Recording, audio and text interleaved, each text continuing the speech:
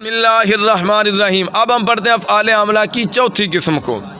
افعال عاملہ کی چوتھی قسم کیا جی؟ افعال مدح و ذم ہے۔ افعال مدح کا لغوی معنی ہے تعریف کرنا، ذم کا لغوی معنی ہے برائی بیان کرنا۔ افعال مدح و ذم کل 4 ہیں۔ کتنے ہیں؟ 4 ہیں۔ نعمہ عین کے ساتھ، حبذا، بئس، ساء، کل کتنے ہیں؟ 4۔ اب ان میں سے 2 مدح کے لیے ہیں، 2 ذم کے لیے ہیں۔ جو 2 مدح کے لیے ہیں وہ ہیں نعمہ اور حبذا، اور جو 2 ذم کے لیے ہیں وہ بئس اور ساء ہیں۔ افعال مدح و ذم جو ہے نا، افعال مدح و ذم، ان کے بعد 2 اسموں کا ہونا ضروری ہے۔ کتنے اسموں کا ہونا ضروری ہے؟ اب جو 2 اسم ہوں گے ان میں سے جو پہلا اسم ہے وہ بنے گا فاعل۔ وہ کیا بنے گا؟ فاعل۔ اور دوسرا اسم کیا بنے گا؟ وہ مخصوص بالمدح یا مخصوص بالذم بنے گا۔ مخصوص بالمدح یا نعمہ حبذا کے بعد واقع ہو تو مخصوص بالمدح، بئس ساء کے بعد واقع ہو تو مخصوص بالذم بنتا ہے۔ افعال مدح و ذم کا فاعل جو ہے نا، فاعل حبذا کے علاوہ 3 طرح سے آ سکتا ہے۔ حبہ کا فاعل ہمیشہ ذا ہوتا ہے، جرا نال کرنا ذا، حبذا یہ فاعل ہوتا ہے۔ نعمہ، بئس، ساء، ان تینوں کا فاعل 3 طرح سے آ سکتا ہے۔ کتنی طرح سے؟ نمبر 1 جی، فاعل معرف باللام ہوگا۔ فاعل معرف باللام ہوگا، جیسے نعم الرجل زید۔ نعمہ افعال مدح و ذم میں سے ہے۔ نعمہ کے بعد 2 اسم آ گئے ہیں، ایک ہے الرجل، ایک ہے زید۔ میں نے کہا تھا نا اس کے بعد 2 اسموں کا ہونا ضروری ہے۔ افعال مدح و ذم کے بعد 2 اسموں کا ہونا ضروری ہے۔ پہلا فاعل بنتا ہے، دوسرا مخصوص بالمدح بنتا ہے یا مخصوص بالذم بنتا ہے۔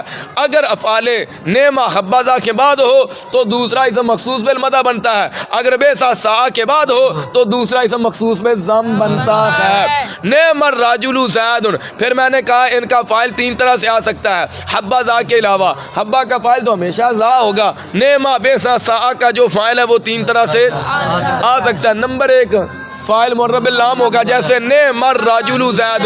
نعمہ فعل مدح، اس کے بعد 2 اسم ہے، ایک ہے الرجل، ایک ہے زید۔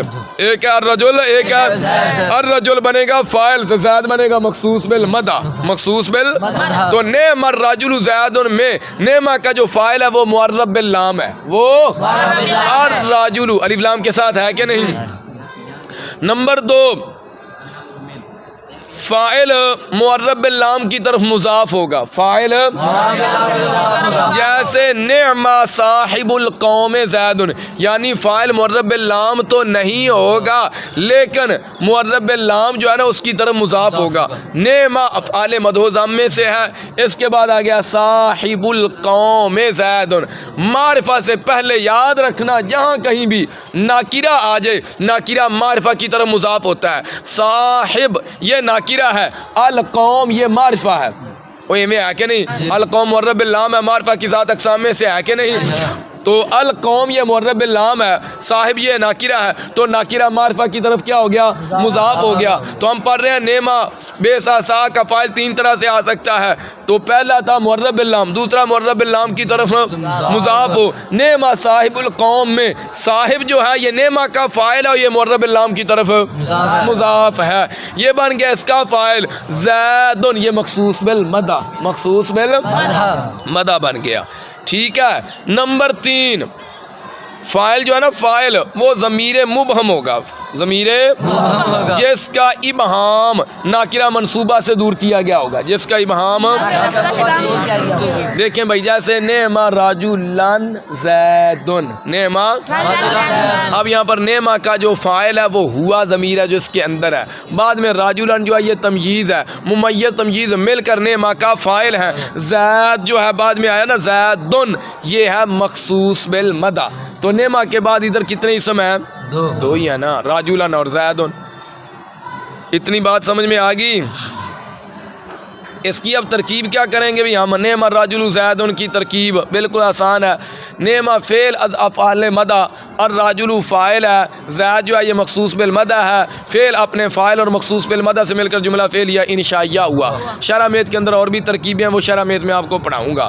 آگے نعم صاحب القوم زید ہے، نعم فعل از افعال مدح، صاحب و مضاف، القوم مضاف الیہ، صاحب و مضاف اپنے مضاف الیہ سے مل کر فاعل، زید مخصوص بالمدح، فعل اپنے فاعل اور مخصوص بالمدح سے مل کر جملہ فعلیہ انشائیہ ہوا. اور جملہ انشائیہ کی کتنی قسمیں ہیں؟ 13 قسمیں ہیں. امر داستو صاحب امیر نے بیان کی اور 3 دیگر علماء نحو نے بیان کیے. امر، نہی، استفہام، تمنی، ترجی، عقود، ندا، عرض، قسم، تعجب، مدح، ذم، دعا. مدح، ذم، دعا ہے کہ نہیں؟ تو آ گیا کہ نہیں انشاء میں سے. اس لیے ہم نے کہا جملہ فعلیہ انشائیہ. نعم رجل زید کی ترکیب میں نے ابھی کہا نعم فعل ہے، ہوا اس کے اندر فاعل ہے، وہ ممیز ہے، رجل اس کی تمجیز ہے، ممیز تمجیز مل کر یہ نعمہ کا فاعل ہے، زید مخصوص بالمدح، نعمہ فعل اپنے فاعل اور مخصوص بالمدح سے مل کر جملہ فعلیہ انشائیہ ہوا. آگے آپ ایک فائدہ لکھ لینا، نعمہ بے سا کا فاعل تلاش کرنا پڑتا ہے.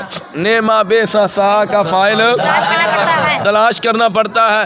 یہ جو حبہ ہے نا، حبذا، اس کا فاعل تلاش کرنے کی کوئی حاجت، اس کا فاعل ہمیشہ ذا ہوتا ہے جو اس کے ساتھ ہوتا ہے. حبذا یہ بھی پڑھ دیں کہ نہیں؟ تو ذا جو ہے یہ حبہ کا فاعل ہے. نعمہ بے سا ان 3 کا فاعل تلاش کرنا پڑتا ہے، حبذا کا فاعل تلاش نہیں کرنا پڑتا. آگے ایک اور فائدہ لکھ لینا، نعمہ بے سا کے آخر میں، نعمہ بے سا آخر میں تائے تانیث لاحق ہو سکتی ہے. نعمہ بے سا کے آخر میں، حبذا کے آخر میں نہیں ہو سکتی. حبذا کے آخر میں، ہاں اگر حبہ کے آخر میں، حبذا کے آخر میں ذا نہ ہو، ازال الف ذا نہ ہو تو پھر تائے تانیث لاحق ہو سکتی ہے، جیسے حبۃ المرأۃ، حبۃ المرأۃ. نعمہ بے سا، نعمہ بے سا ان کے آخر میں تائے تانیث لاحق ہو سکتی ہے. اور تراویح ہم پڑھتے ہیں کہ نہیں؟ پڑھتے ہیں رمضان میں. با جماعت ہی پڑھتے ہیں کہ نہیں پڑھتے؟ با جماعت پڑھتے ہیں. بتانا چاہتا ہوں نعمہ کے آخر میں تائے تانیث لاحق کر سکتے ہیں، اور سیدنا عمر فاروق رضی اللہ تعالیٰ عنہ نے لاحق کی ہے. تراویح پڑھتے ہیں کہ نہیں؟ با جماعت پڑھتے ہیں. نبی پاک علیہ الصلوۃ والسلام کے دور میں با جماعت تھی؟ نہیں تھی. سیدنا صدیق اکبر کا مبارک دور آیا، کیا نماز تراویح با جماعت پڑھتے تھے؟ نہیں پڑھتے تھے. یہ تو سیدنا عمر فاروق کے دور میں کام شروع ہوا ہے. بدعت ہے کہ نہیں؟ او بھائی بدعت ہے. کیا ہے یہ؟ بدعت ہے. تو کیا کہو گے؟ ہر بدعت گمراہی ہے اور ہر گمراہی جہنم میں لے جائے گی. بھائی یہ بھی بدعت ہے کہ نہیں؟ بدعت ہے.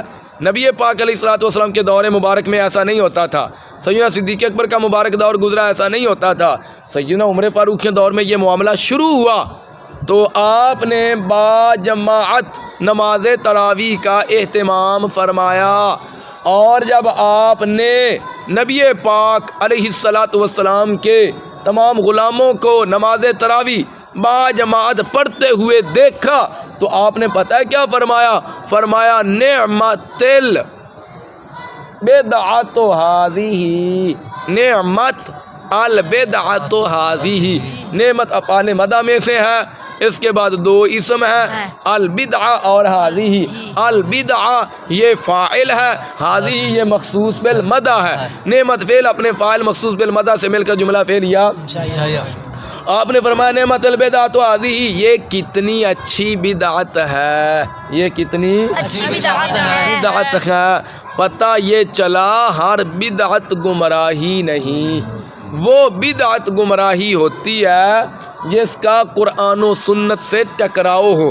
قرآن و سنت کے اندر حکم اور ہو اور ہم اس کے بالکل برخلاف کام کر رہے ہوں، اس کی مخالفت کر رہے ہوں اور ایسا کام کر رہے ہوں جس کی قرآن و سنت کے اندر واضح طور پہ اس سے منع کر دیا گیا ہے، اور ہم پھر بھی کوئی ایسا کام کر رہے ہیں تو یہ کام کیا ہوگا؟ بدعت ہوگا. فلمیں ڈرامے ایجاد ہوئے کہ نہیں ہوئے؟ ہوئے ہیں نا. کیا نبی پاک کے دور میں ایسا تھا؟ صحابہ کے دور میں ایسا تھا؟ تو اس سے تو اللہ رسول نے منع فرمایا. یہ سارے کے سارے کام بدعت ہیں. یہ جو بدعات ہیں یہ بندے کو جہنم میں لے کے جائیں گی. بات کی سمجھ آ گئی؟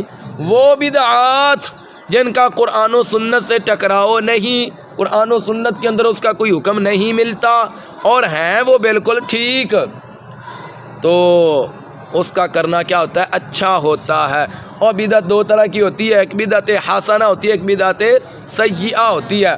اگر کہو ہر بدعت ہی گمراہی ہے تو پھر سیدنا عمر پاک نے فرمایا نعمت البدعۃ هذه، یہ کتنی اچھی بدعت ہے، یہ کتنی اچھی بدعت ہے، تو کیا معاذ اللہ یہ بدعت گمراہی ہو جائے گی، جہنم میں لے جائے گی؟ ایسے بہت سارے معاملات ہیں، بارہ اس طرف نہیں جاتا ہوں، بہت سارے ایسے معاملات ہیں جو رسول اللہ صلی اللہ علیہ وسلم کے دور مبارک میں نہیں تھے، اب ہو رہے ہیں اور علماء اس پہ عمل کر رہے ہیں۔ بہرحال بات کی سمجھ آ گئی جو میں آپ کو سمجھانا چاہتا تھا۔ افعال مد و ضم کا فاعل جو ہے وہ تین طرح سے آ سکتا ہے، معرب باللام بھی آ سکتا ہے، معرب باللام کی طرح مضاف بھی ہو سکتا ہے، اور فاعل ضمیر مبہم بھی ہو سکتی ہے، بعد میں نکرہ منصوبہ سے اس کا ابہام وغیرہ دور کر دیا گیا ہوتا ہے۔ اچھی طرح بات سمجھ میں آ گئی؟ تو افعال مد و ضم بھی آپ کے مکمل ہو گئے۔